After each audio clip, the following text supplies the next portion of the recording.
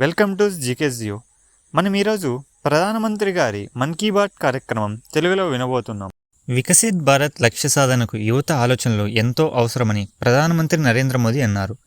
ఈరోజు ఆకాశవాణి మన్ కీ బాత్ కార్యక్రమంలో మాట్లాడుతూ ఈసారి స్వామి వివేకానంద జయంతి యువజన దినోత్సవాన్ని పురస్కరించుకొని జనవరి 11, 12 తేదీల్లో ఢిల్లీలోని భారత్ మండపంలో Viksit Bharat young leaders dialogue పేరుతో యువజన ఆలోచనల మహాకుంభమేళా జరుగుతుందని ప్రధానమంత్రి తెలిపారు. ఇందులో గ్రామం, బ్లాక్, జిల్లా, రాష్ట్ర స్థాయిలో ఎంపిక చేసిన 2000 మంది యువతతో పాటు జాతీయ, అంతర్జాతీయ ప్రముఖులు కూడా పాల్గొంటారని, దీని ద్వారా యువత ఆలోచనలను ముందుకు తీసుకెళ్లేందుకు ఒక రోడ్ మ్యాప్ను రూపొందించేందుకు అవకాశం ఉంటుందని తెలిపారు.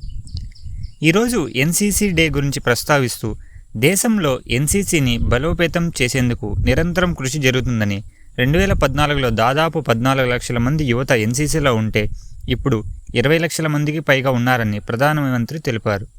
బాలికల సంఖ్య కూడా దాదాపు 40% పెరిగిందని, సరిహద్దు వెంబడి నివసిస్తున్న మరింత మంది యువతను ఎన్సీసీతో అనుసంధానం చేయాలనే ప్రచారం నిరంతరం కొనసాగుతుందని చెప్పారు.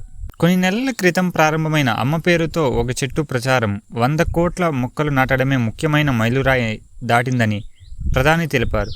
గయానాలో కూడా ఈ ప్రచారాన్ని చూశానని, గయానా అధ్యక్షులు డాక్టర్ ఇర్ఫాన్ అలీ కుటుంబ సభ్యులతో పాటు తమతో కలిసి ఏక్ పేడ్ మాకే నామ్ ప్రచారంలో పాల్గొన్నారని ప్రధాని ఈ సందర్భంగా చెప్పారు. డిజిటల్ ఉద్యమంలో పెద్దలను కూడా భాగస్వాములను చేయడానికి యువత ముందుకు రావడం మంచి పరిణామం అని నరేంద్ర మోదీ అన్నారు.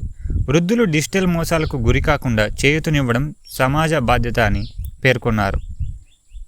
పిల్లల్లో పుస్తకాలు చదివే ఆసక్తిని పెంచేందుకు వినూత్నమైన గ్రంథాలయాలను ఏర్పాటు చేస్తున్న హైదరాబాద్లోని ఫుడ్ ఫర్ దట్ ఫౌండేషన్ కృషిని ప్రధానమంత్రి అభినందించారు.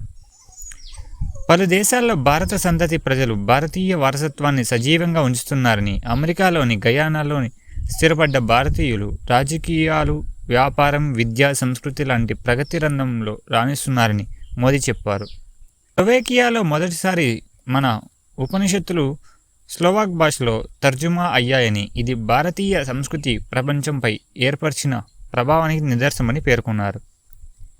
భారతదేశంలో ఓరల్ హిస్టరీ ప్రాజెక్ట్ కింద దేశ విభజన సమయంలో బాధితుల అనుభవాలను చరిత్ర ప్రియులు సేకరిస్తున్నారని, ఇది ఇప్పటి దారుణాలను చూడడానికి వారికి అవగాహన అందిస్తుందని ప్రధాని తెలిపారు.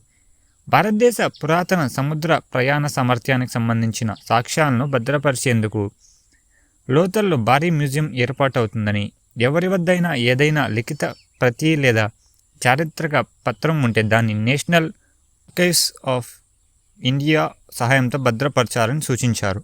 ప్రభుత్వ కార్యాలయాల్లో దశాబ్దాల నాటి ఫైళ్లు, చెత్త తొలగించేందుకు చేపట్టిన ప్రత్యేక పరిశుభ్రత ప్రచారం అద్భుతమైన ఫలితాలు ఇస్తుందని, దీనివల్ల తమ పని ప్రదేశాన్ని శుభ్రంగా ఉంచుకోవాలనే భావన ఉద్యోగాలలో పెరుగుతుందని ప్రధాని అన్నారు.